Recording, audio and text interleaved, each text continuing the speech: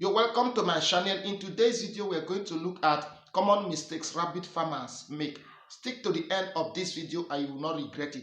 Before we begin, please don't forget to subscribe. Click on that notification bell. Don't forget to like this video. Recommend this channel to your friend. Having said that, let's go straight to the video. The first mistake rabbit breeders make, let me start from the beginners. Now, if you want to buy rabbits for your farm, maybe the first set of rabbits you want to buy.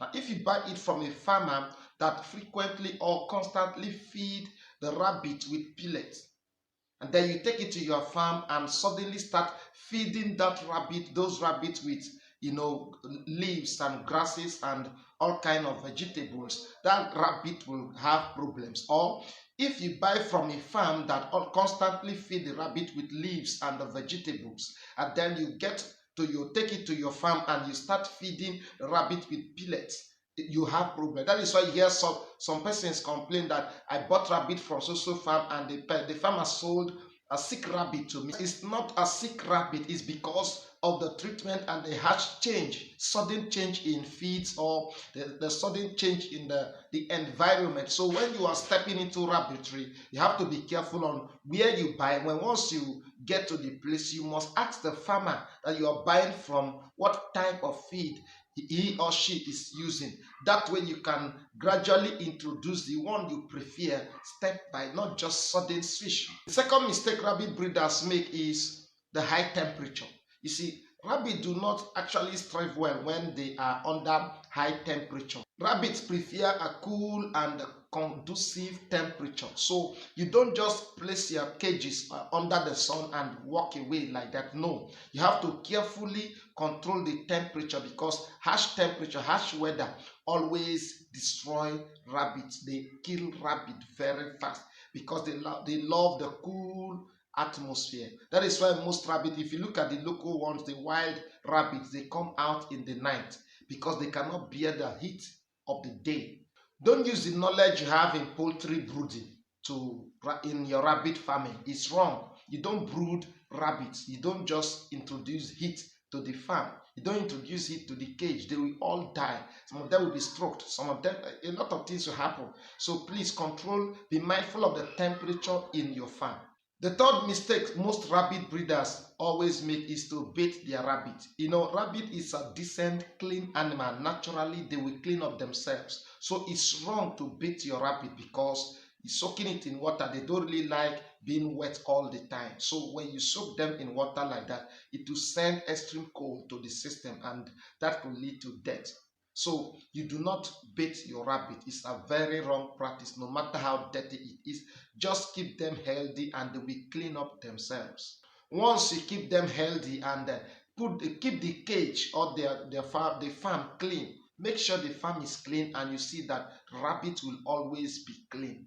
Now the next mistake rabbit breeders make, especially commercial farmers, is breeding often, frequently, the same rabbit, every month. No, that is very wrong. Once your rabbit put to bed, you have to give gap, allow the rabbit to recover at least 1 month, 2 months before introducing the male again. Don't just breed them every month, like that. They put to bed this month, the next month you introduce the male, take in again. If you do it like that, one, you will expose your rabbit to sicknesses and diseases, all kind of infections. 2, they will be weak and subsequently they will die. And then 3, maybe the number of kittens, the number of rabbits baby they will give you may not be as good as before. So avoid this mistake. Don't be desperate. Don't be desperate to increase anyhow. No, the problem is not to breed. The problem is how to take care of those ones until they get to market size or table size.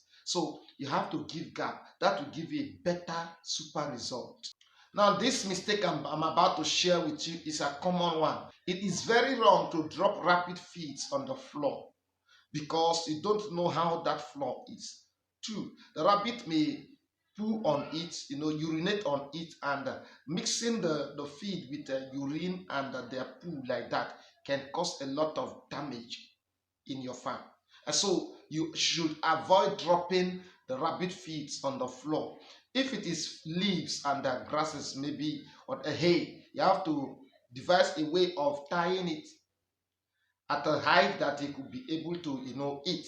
And also, if it is pelleted food, put it in their feeding troughs. That will be very good, because if they eat what they have urinated on or wee on, it is very wrong. It's very wrong, and it can cause a lot of damage. This is a very huge mistake that a lot of persons make, and then they complain that the rabbits are sick or dying. Please avoid dropping the feeds on the floor. The next mistake that most rabbit farmers or rabbit breeders make is giving their rabbit a lot of sugary food or starchy food. Is very bad. It can lead to diarrhea. I have created a video on the causes of diarrhea in rabbit, so you can watch that video, check that video, and have insight. So if you always give them sugary food, please stop it, because it's not good for their system. You can be giving them once in a while and in a very small quantity. That will not harm them. But giving them starchy or sugary food all the time, it may lead to watery poo. Before we continue, please do these three things: subscribe, like this video, recommend this channel to your friend. Now, the next mistake rabbit breeders make: do you know that getting your feed by the roadside is very bad? What I mean is that if you want to cut the grasses that you want to send to your farm, or the vegetables, the hays, and all kind of grasses that you use in feeding your rabbit, don't get them by the roadside. Those ones by the roadside filled with carbon, all kind of dust, and some other animals might have played on it, and they are not good for the rabbit. You can send in all kind of virus and diseases into the farm. So it's not good to get your feeds by the roadside. Finally, most rabbit farmers or breeders do not pay attention to their farm or to their rabbits. That is a very big mistake. You need to pay attention to know when to introduce the female to the male. Most times the rabbit may be sick, and because you don't pay attention, you may not notice it. So you need to pay attention. You need to give them the necessary attention.